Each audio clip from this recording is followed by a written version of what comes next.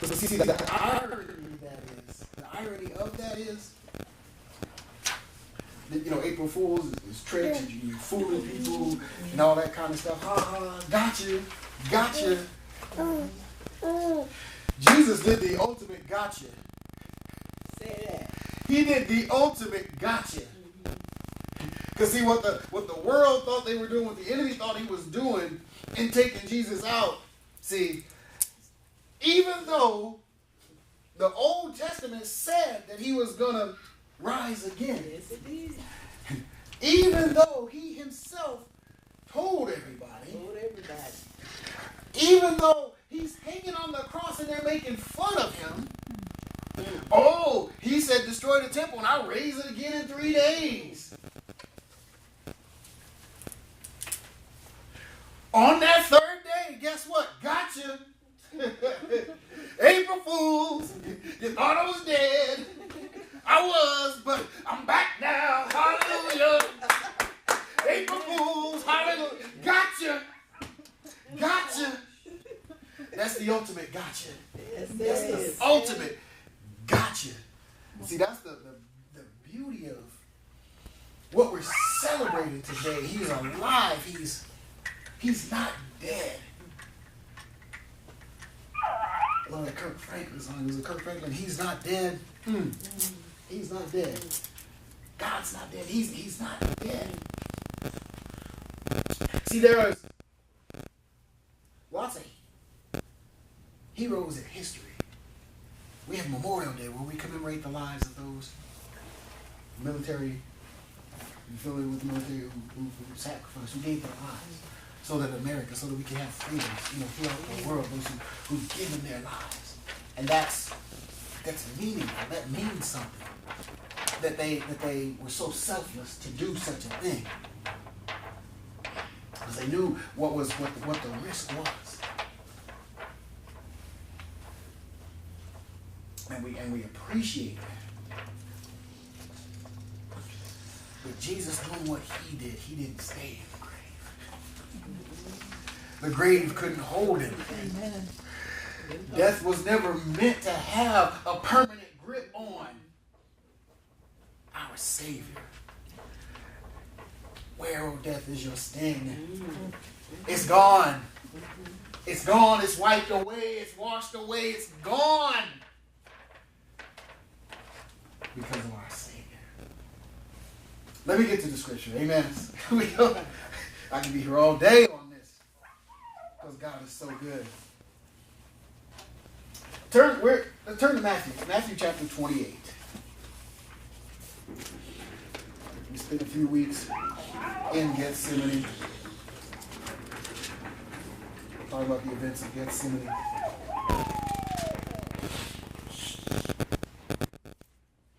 Now we're talking about the resurrection. Christ has gone through the crucifixion process and everything that was involved with the crucifixion process, the false trial, the humility that it took to go through all of that, the meekness that it took to be physically abused the way he was, the meekness that it took to endure the mental frustration, the emotional frustration.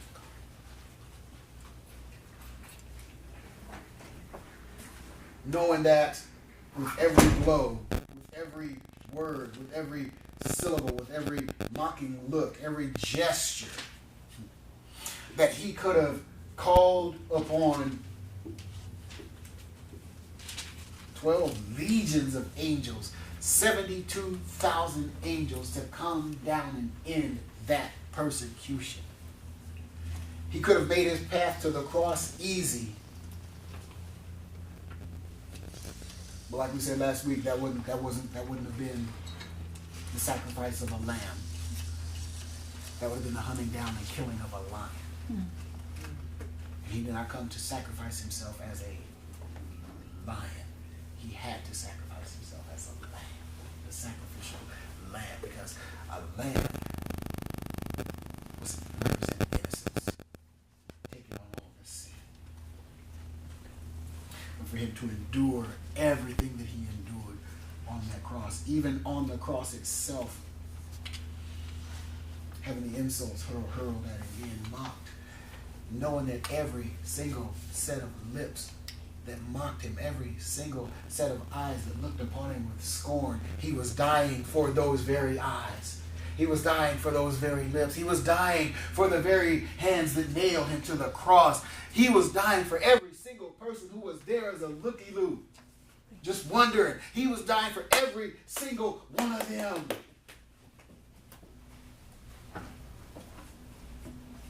That even as he hung on the cross, the two that were hanging with him, alongside him, railed on him, had the gall to insult him. How are you in the midst of being crucified and you can look over there to the person over there and make fun of? But that's what Christ endured for us. And for everything that it looked like and appeared and seemed was going down on the cross, with everything, how it appeared, there's no way in the world, there's no person outside of gospel knowledge that can look upon that and say, he's winning. This is trouble for the enemy. It looks like, for all intentional purposes, with the crucifixion process going on, that the enemy is winning. Because Christ has taken a beating. He's taken a beating. Now, when they're taking his own words and they're throwing them back at him mockingly, and he's not doing anything, it looks bad. It looks bad.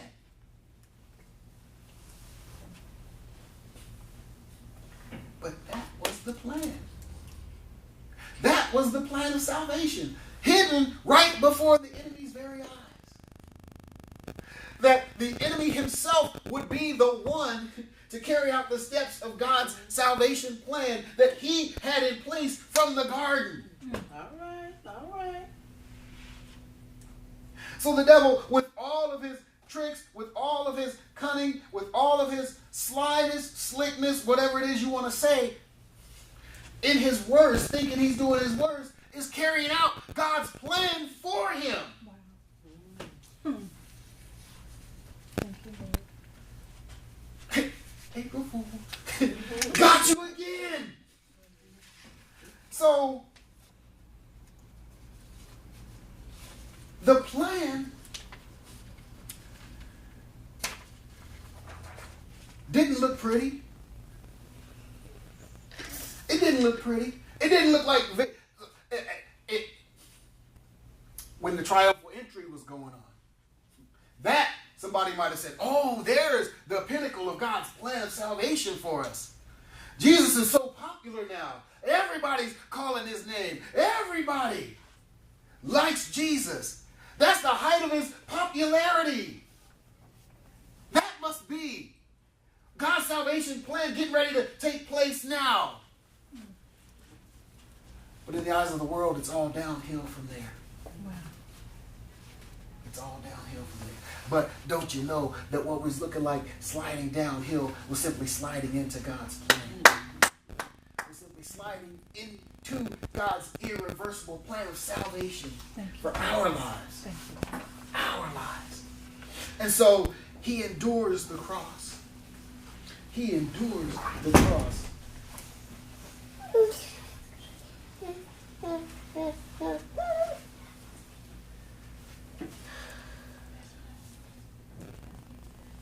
He endures the cross.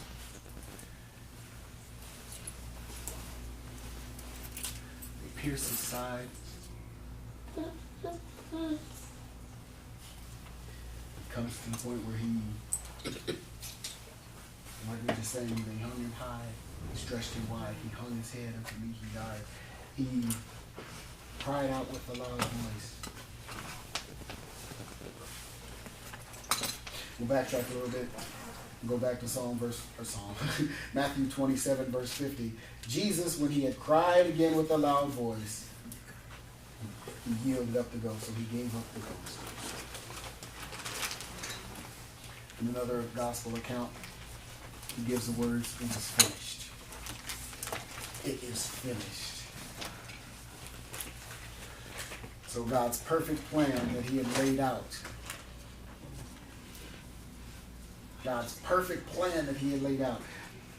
Christ makes the declaration, it is finished.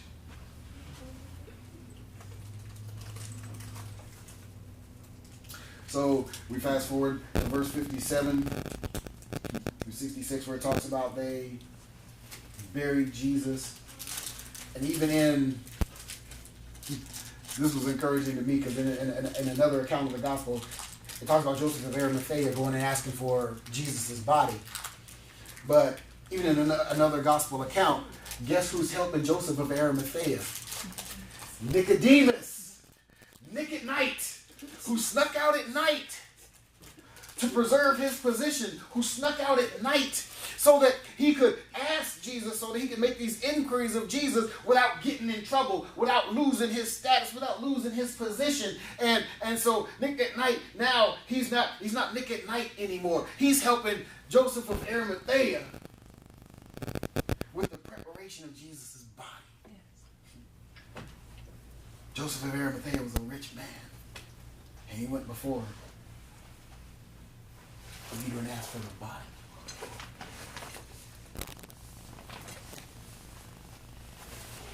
And they prepared him for the grave. And they laid his body to rest.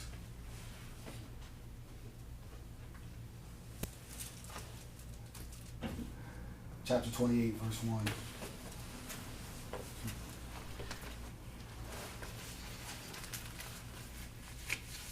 Oh, backing up just a tad, okay? Still in Matthew 27 right now. Verse 62 says, "Now the next day that followed the day of preparation, the chief priests and the Pharisees came together unto Pilate, saying, 'Sir, we remember that that deceiver said while he was yet alive, after 3 days I will rise again.'"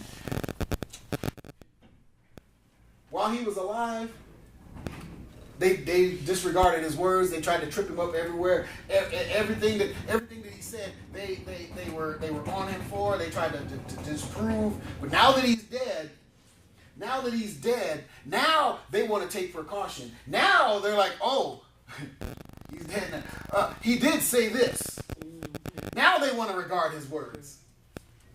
Now they want to try and prevent what he said from coming true, even though they just carried out scriptural prophecy, even though they carried out God's plan of salvation without knowing, unbeknownst to them. Now they want to go and present, like, well, after 3 days I will rise again.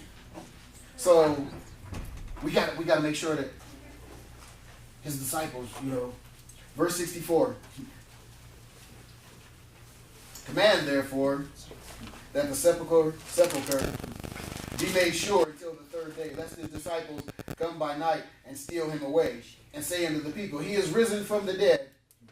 So the last error shall be worse than the first.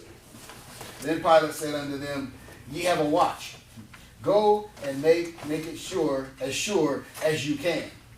So they went and made the sepulchre sure, sealing the stone and setting a watch. A watch. 4 squads of soldiers. 16 soldiers. 4 squads, 16 soldiers. They put a seal on it. The stone was put in front of the grave, the mouth of the grave, and the stone, and it was sealed. When they say it was sealed, there was a mark put on the rock and the grave itself, so that if the rock was moved in any way, that it would be evident. Okay? So, now you've got Roman soldiers guarding the sepulchre. Some of the baddest fighting men that there were in that area. For this time, for this area, it doesn't get tougher than a Roman soldier. They out there. It's not happening. It's not happening. Okay? These poor fellas don't know what they in for. They just, these disciples gonna come. We gonna have to put them down. We got this. They ain't no thing. It's easy duty. I'm glad I got this. I'm getting paid to do nothing. So, but in chapter 28, verse 1, in the end of the Sabbath, as it began to dawn, toward the first day of the week, came Mary Magdalene and the other Mary to see the sepulchre. And behold, there was a great earthquake, for the angel of the Lord. And behold, there was a great earthquake, for the angel of the Lord descended from heaven and came back and rolled the stone from the door and sat on it. The very thing they were trying to prevent, the angel of the Lord came down and just got it on out the way. And see, to get their attention, as he's descending, there's an earthquake. To get there, in case they were asleep, in case they weren't paying attention, in case, so that they would have full knowledge of what's going on. There was a great earthquake because the angel of the Lord came. So his coming, if I recall correctly, reading back through the Word, when Gabriel showed up to talk to Mary, there was no earthquake. When he showed up to talk to Joseph, there was no earthquake. When he showed up to talk to was it John the Baptist's father? There was no earthquake. There's not it. But this time when he came, because this was God's plan of salvation, because the scriptures had said that all of this was going to happen, because Jesus was greater than death, because death was never meant to have a hold on Jesus the way that they thought death was going to have a hold on Jesus. Because the angel came, there was a great earthquake, for the angel of the Lord descended from heaven, and he came and he rolled back the stone. And he didn't just roll back the stone, he sat on it, so that there would be no question as to what had just happened. So when they come before everybody else, they're like, well, what had happened? No, this is what happened. The angel came down, he moved the stone, and he posted up, bang, right on the stone. Any questions, anybody? His countenance was like lightning, and his raiment was white as snow. So nothing in the ordinary is going on right now. There's nothing ordinary about this situation at all. So they can't even look and say that this regular dude was sitting on top of the stone. This freak of nature just came and just out of nowhere in an earthquake, and the stone moved, and he sat up on the stone, and so it looked like he moved the stone, but the earthquake moved. No, there was no question. He sat up there, and his countenance was like lightning, and his raiment, his clothes, his garb was white as snow. And for fear of him, the keepers did shake and became as dead men. These poor fellas. They was just doing their job. They were just doing as they were commanded. Just post up right here. Make sure that disciples don't come and try to steal the body. So y'all just hang out there. Make sure, keep it official. Keep it all official looking and everything. And they're just, they're looking for 10 men, 11 to come, maybe more, but they're not worried about it being a massive crowd. There's only 16 of them. They don't care how many are coming. We're Roman soldiers. We're the baddest in the land. Can't nobody take us. We got this. One angel Comes down, earthquake, stone moved. He's posted up. He didn't run trying to hide. He's just chilling there. Bang. Here they are. Fear. With fear did they shake. And they became as dead men. Oh, fellas.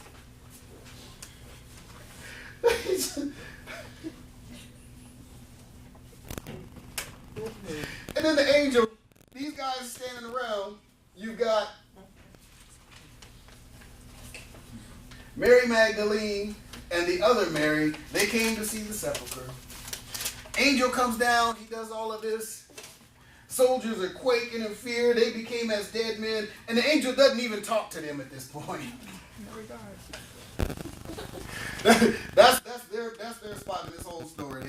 They as dead men, quaking. So then the angel doesn't even address them.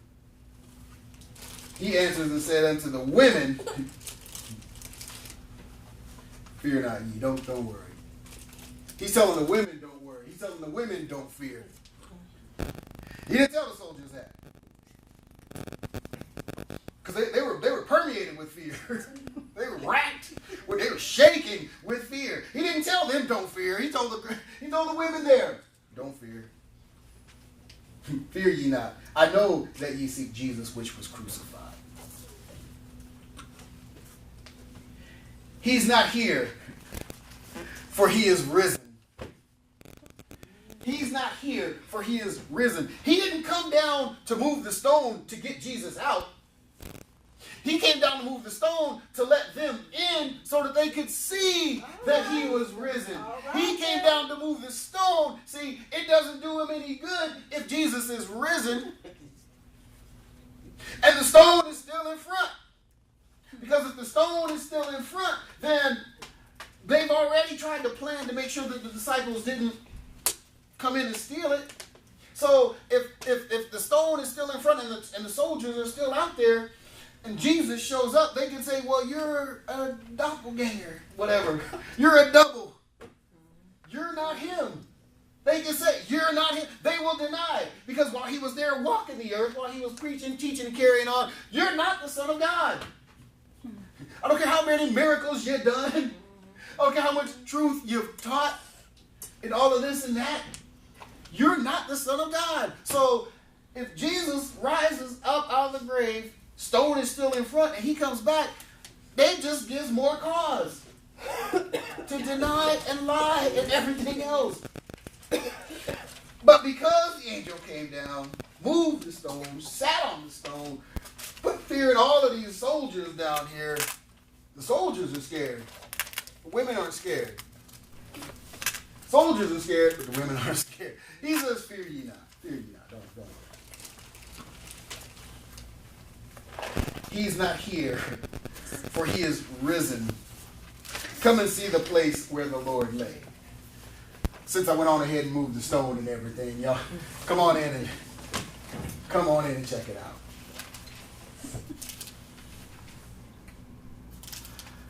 And go quickly and tell the disciples that he is risen from the dead, and behold, he goeth before you into Galilee. There shall ye see him. Lo, I have told you. And they departed quickly from the sepulchre with fear and great joy, and did run to bring his disciples word. And as they went to tell his disciples, behold, Jesus met them, saying, all hail. And they came and held him by the feet and worshipped him. And then Jesus said to them, be not afraid. Go tell my brethren that they go into Galilee, and there they shall see. Hallelujah. Hallelujah, indeed. We didn't just see an empty grave. We didn't just see the angel come down and move the stone and go in and see the empty sepulcher. We saw Jesus. We saw him alive. He's alive. He's risen.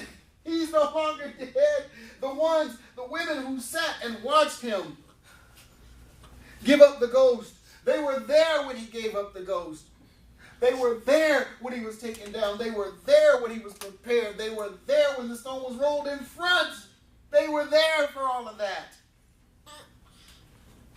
And they were there when the stone was rolled away. They were there when the stone was rolled away. They were there when the angel said, come and see the place where he lay. Oh my goodness. Can you imagine? Can you imagine the joy? Can you imagine the elation of seeing an empty grave after you watched him die? A brutal death. A brutal death. Even his body as it hung on the cross and they came and pierced his side.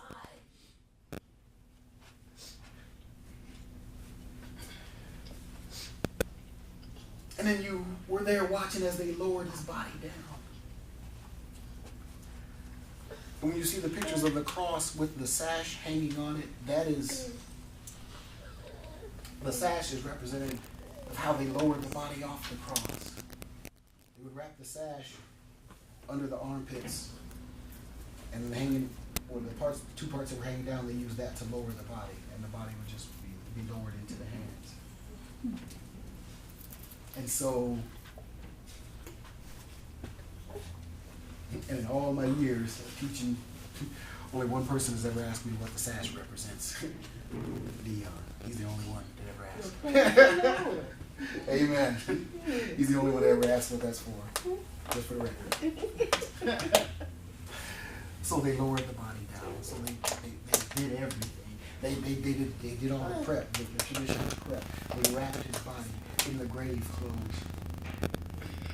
And they put him in there. They did everything that they would do that you would do for a dead body. And then 3 days later, they're coming back just to see the sepulcher.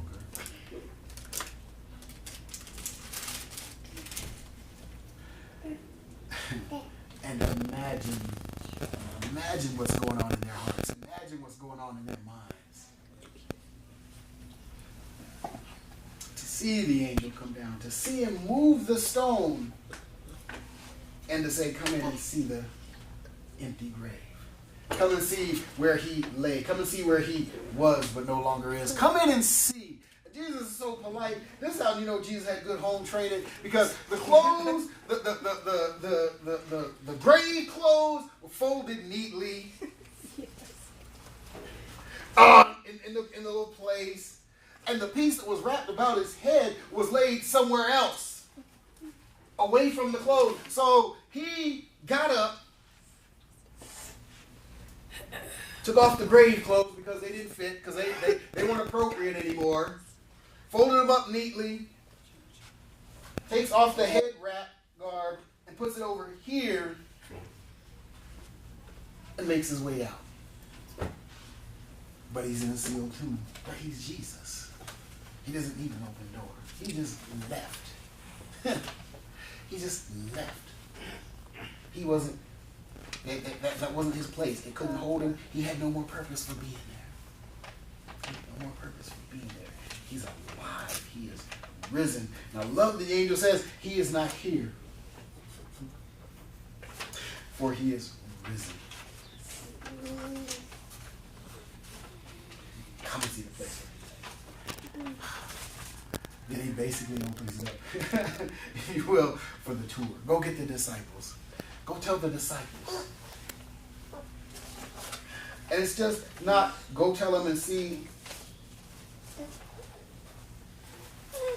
Don't go tell them and come so they can see the grave. But go and tell them to go to Galilee, and he shall see them there. The disciples have to wait till Galilee to see Jesus. The women got to see him right away, because they needed to see Jesus for their report. They needed to see Jesus for their report. The disciples, they were just getting instructions to go to Galilee, and there you'll see him. There you shall see Jesus, because he's going ahead to Galilee. But the women, on their way to do what the angel told them to do, Jesus pops up on them. Hey, all right then, y'all. Hey now. Hey, he did a hey right there, but he tells them, don't be afraid. He tells them, don't be afraid. Remember what I said. Remember? And as he's appearing to them, as this is going on, it has to be ringing.